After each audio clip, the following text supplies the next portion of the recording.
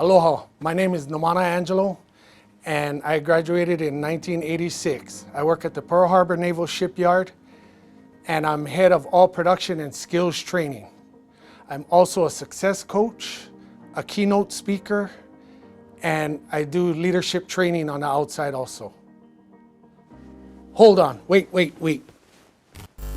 All right, I'm back. Hey, sorry about that, but I just wanted to be comfortable and talk to you as a fellow alumni, fellow crusader, and let's just talk story. So the last time I was here was in February, and I got to stand in front of the 7th and 8th graders, and we talked about different things. We talked about vision, mission, goals. We talked about attitude. We talked about focus, discipline, absolute faith, and confidence. Having a confidence to talk in front of people, and where I learned that confidence. That confidence was learned right here at St. Louis High School.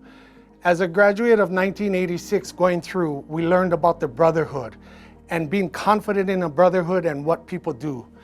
Now I know this year's theme is Ho'i I Kapiko, back to the source.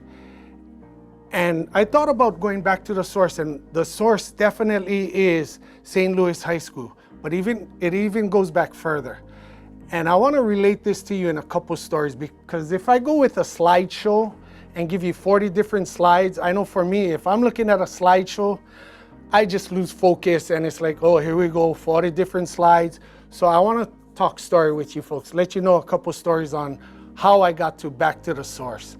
Because there's times throughout life, you're going to lose your way. And I lost my way a couple of times throughout life. And so I'll hit it. One of those stories is my son was about 7 or 8 years old, and I was driving him home from school one day, and I'm cruising like this, Evo Beach, St. Louis, you're just cruising, kicking back, driving, and my son is like 7 or 8, he's in the passenger seat, and then the song Metallica 1 comes on the radio. So for those of you out there, I know you don't know, you might not know who Metallica is. Metallica is a hard rock group from the 80s and 90s. So Metallica 1 comes on, and my son looks at me and he said, "Dad, this is my favorite song." It's like, "Huh, that's awesome. How come it's your favorite song?" And he looked at me, he said, "Because it reminds me of you." Like, "Oh, that's awesome, okay." And then I started thinking about the words to the song and the lyrics to the song. And if you listen to the lyrics say, "Darkness enveloping me, all that I see, absolute horror, I cannot live, I cannot die, living my life in a holding cell." Now, you tell me if that's something to be proud of. When I thought about the lyrics and why my son was saying it, I didn't say nothing after that. We went home, and a couple days later, I asked my son, "Hey, why does this song remind you of me?" And he looked at me straight in the face, and his answer was, "Because every time you talk to me, that's how I feel. You're always yelling at me, do this, do that, you're not doing this right, you're not doing that right." So apparently, things come out in life, and the way you communicate, you think you're communicating good, but people aren't receiving it in a good way. And if I'm talking to my son, my 7, 8-year-old son that way, how am I talking to everybody else? How am I talking to my wife? How am I talking to people at work? How are they perceiving me? So how we communicate is so important. What we communicate is important, but how we do it is very important. When I came out here at the beginning, I was a little stiff with the suit, tie, and that's me. I can play that role. But I can also play the comfortable role. I want to be the coach, the mentor, and the father that I should be. So I knew I had to change because how I was communicating wasn't good. So just so happened at that time, it was probably around 2003, 2004 time frame. I was at work, and I wasn't the position I am now. I was still an apprentice at the shipyard, and I looked at myself as just an apprentice. I perceived myself as just an apprentice. So I went to a class, a leadership class, and they told me to ask the 5 whys. And the 5 whys is, you're asking yourself, why you do certain things. And you're thinking and going deep into your mind, your body, your heart, and your soul. And you got to dig deep in this. So I asked myself at this time, one of the things I did talk about is why I talk to my son like this, why I communicate like this. And the first why that I came up with is because I feel a loss of control. And when you feel a loss of control, times it's due to either time constraint, you're under pressure, you don't feel in control of something, or something's hitting you from the left or the right and coming, and life happens. Problems happen, problems arise. And these things was just hitting me. So I felt out of control. And then from that, then I looked at that and asked, why do I feel out of control? And then, so from there, I realized that it's a fear. And no matter how old we are, you from 7th grade, from kindergarten through 5th grade, senior, it doesn't matter. I'm 52 years old. I still have fear in me. But I realized that I was letting this fear affect me. And what was the fear of? The fear was how people perceived me, how people looked at me. So I always wanted to be confident. Going back to the source, going back to St. Louis High School, I wanted to be confident. And I mistook arrogance for confidence. Because if you truly look at the difference between arrogance and confidence, confidence is knowing the source, knowing what you're talking about, knowledge. Arrogance is, I was ignorant in certain things, so I would say certain things, and they would look at me because I was supposed to be the expert. But being an expert doesn't mean you know everything, because nobody out there can know everything. Being an expert is knowing where to find the answer to the question. But I felt like I had to know everything. And so that's where that arrogance was coming out from. And so when I didn't know all the answers, when I thought I had to be perfect, when I thought I had to do certain things, I would puff the chest out, I would make my voice louder, I would yell, scream, to mask the fact that I didn't know the source, I didn't have the knowledge, I didn't know everything. And that's where I went down that path of asking the whys and how I got to it. So getting back to the source and understanding the knowledge. Now the second piece I took to that and asking the 5 whys is, why do I do what I do? Why did I work at the shipyard? Why did I want to become a success coach? And the first why was, surprisingly, money. And there's nothing wrong with having money, wanting money, because guess what? We need money to do things. We need money to have fun. But why did I need money? So I had to ask that second why. Why do I need money? And I needed money to give my kids and my wife and my family the good things in life, right?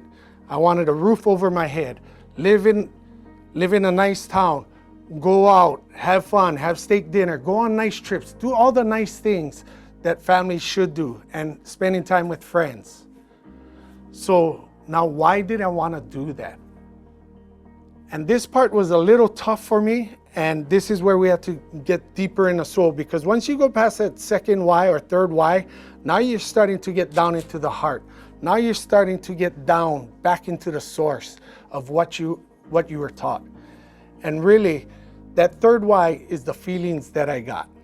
The feelings that I got from taking my wife out to nice dinners. The feelings I got from taking my sons and my wife to nice trips and spending time with family, having a nice roof over our head, sending my kids to good schools. It brought joy, it brought peace, happiness in life, and understanding this. Now I had to go back to the next why. Why did I want to feel all of this? And this led me back to my values, the values I was raised with, the values my parents raised me with. And I can tell you, the first value is the same value that I learned at St. Louis High School. And it's one of the first values, the first A's that St. Louis has is Akua, God God is my first value. And with that comes the faith in believing in what I do, how I do it, and everything I do. Second value is family. Family is important to me. Gotta make sure you take care of family, have aloha for family. And of course there's fights with family and everything, but how do you bring that sense of gratitude and have fun with them, right? Then we got hard work. We got freedom, security, and having fun. So those are the values I was raised with. Now, when I took those values and looked at what we did at Pearl Harbor Naval Shipyard and what we do at Pearl Harbor Naval Shipyard, guess what? My values tie right into what we do and how we do it.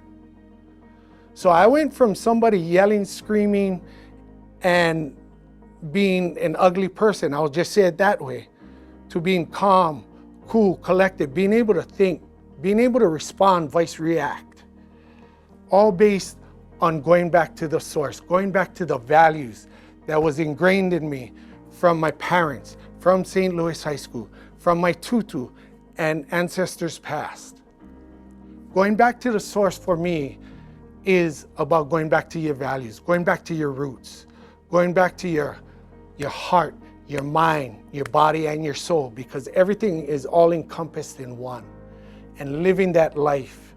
So when I found that I could do that, that's where my confidence now comes from. And now when I communicate, guess what? The fear is still there, but I know I don't have to be perfect. I know I don't have to know everything. I can ask questions. I can ask the right people to get the answers that I need to understand what I need to understand.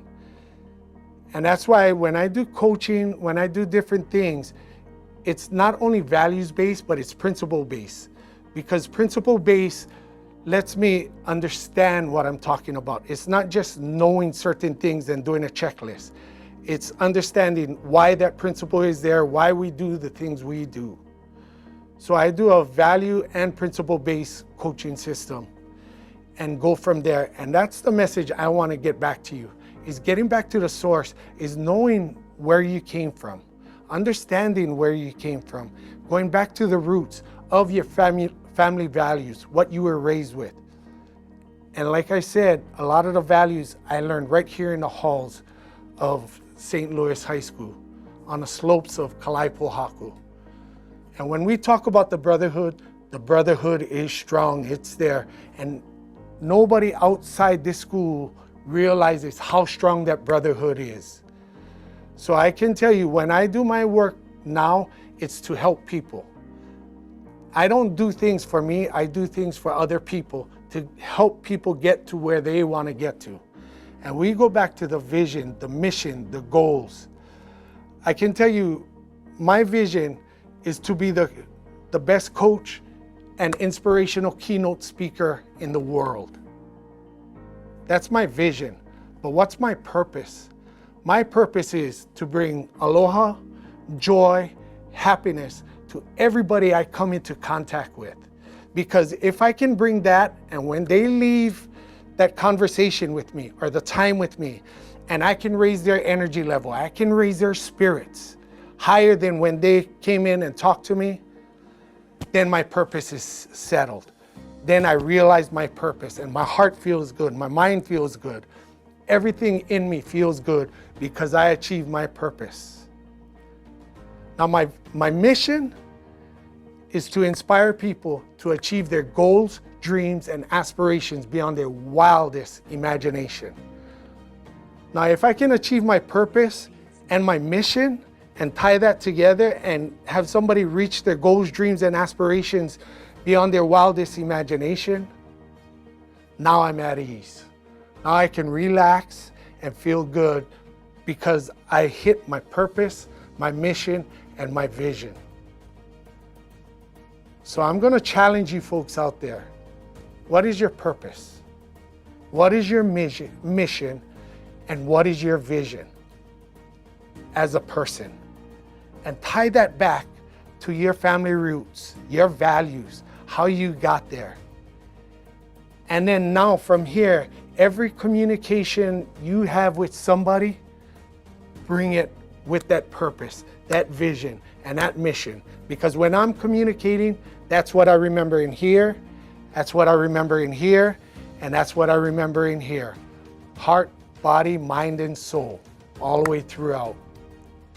Hey, I want to thank you folks for letting me take the time for being here.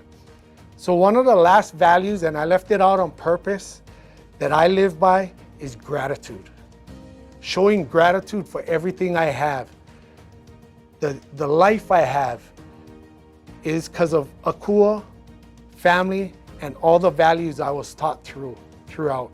And I am thankful so much for going through my time here at St. Louis High School. All the good people I've met, we still keep in touch till today with all my classmates, and not just my classmates, but schoolmates from all different years. We keep in touch. And if somebody comes to me and says they're from St. Louis High School, something just switches in there. That brotherhood comes out. I help everybody, but when you say you're from St. Louis High School, you can just tell. Something just switches in here, and that brotherhood is strong. And please remember that. So thank you, and God bless. Have a great day.